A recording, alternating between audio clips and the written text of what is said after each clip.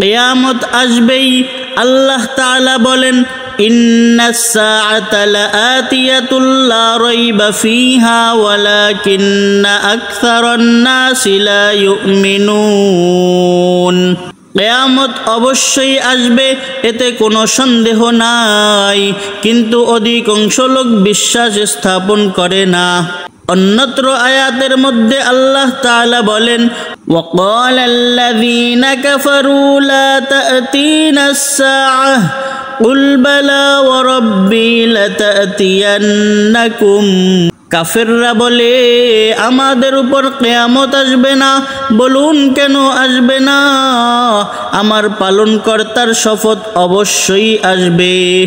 অন্য আয়াতের মধ্যে আল্লাহ তাআলা ঘোষণা দিয়া বলেন, ইয়া আইয়ুহান নাসুত্তাকু রাব্বাকুম ইন্না যালজালাতাস সাআতি শাইউন আযীম।